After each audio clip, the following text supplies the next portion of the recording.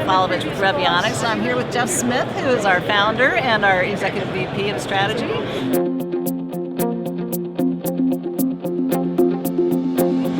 Jeff, I know you founded the company more than 10 years ago now with a pretty clear vision about the importance of price, and you were probably kind of a prescient thinker at that point. Can you tell me a little bit about what was going through your mind and how things have evolved? Sure, absolutely. Back then, pricing was important, but wasn't super important. So the industry was very young at that time. It had not really expanded much, and retailers were pretty comfortable with the way they priced. Systems were starting to get into place as far as collecting data, the point of sale systems, there were some technology drivers. Yes, exactly, and computers in general, their computing power, the storage capabilities, were starting to come around a lot more. And so just kind of that convergence of technology abilities, of retail, and kind of looking forward a little bit, what they may need, kind of came together to build this industry. And at the time, there wasn't as much of a driver for it. Retailers were fairly comfortable with their pricing. Right. It was a little risky to try to do something with it. They were working on their supply chains and cutting costs out of the supply chains. But over the past 6-8 years, with the economic crisis that has come through, and the pressures that with consumers starting to shop around some more, really look at price and the importance of price, the retailers started feeling those pressures. Competitive pressures, especially with the online retailers, the Amazons of the world. Absolutely, Yep. Amazon, and just the price transparency. Right. Consumers having the ability to see prices and just pull out their tablets or their phones and be able to shop right in the store. The pressures have grown tremendously.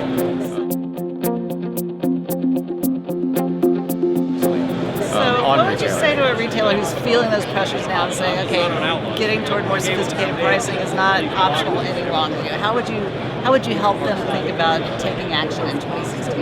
Yeah, absolutely. So you really have to understand your consumer, right? So you have to look at what they're telling you, and they vote when they purchase items, right? They're voting by buying something from you or not buying something from you. They're voting and telling you you're priced right or not priced right, or promoting right, or how you're positioned. And so you really have to understand that. You have to understand at the store SKU level when you price, when you do things, what's happening, and what's going to happen if you change. Right. You can't just randomly do things. You don't want to find out too late that wasn't the change you wanted. Exactly. You want to be able to forecast and predict what's going to happen.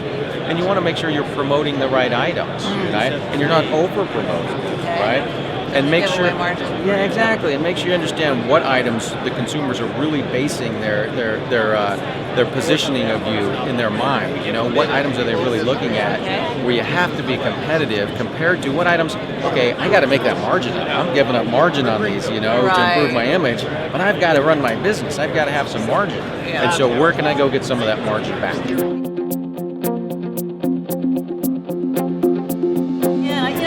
Some of our early adopter dynamic pricing customers talk about the difference between sort of taking a heavy sledgehammer to thinking about pricing competitively versus being very surgical, being very focused. Exactly, and because heading down that path, you can't do it with 5 or 6 people in a back room on an Excel spreadsheet anymore. Those days are gone, No, the precision is there. You have to be so precise, and you have to really be looking at everything. And so you have to have a tool to manage that. You have to have a tool. You can't do that with people anymore. And to be honest, you don't want your people out there working on that tactical kind of stuff. You want your people, they're smart people. They need to be working on strategy. How should my category be positioned? So that's a good point. Instead of making them less relevant, they're actually more relevant, more strategic. Much more relevant. You pay those people a lot of money. They're highly educated people. Leverage that intelligence. Let them, decide the strategy of a category. Should I be a traffic builder? Should I be, profit builder? Should I be competitive on this? What are my KPIs? Let them run that strategy. Don't make them do all the mundane tactical stuff that a system can do. Great. So great points, Jeff. Really appreciate your insights. I think My you've pleasure. got some good insight into why retailers should really embrace dynamic pricing as a key part of their strategy in 2016. Thanks, Excellent. Jeff. My pleasure.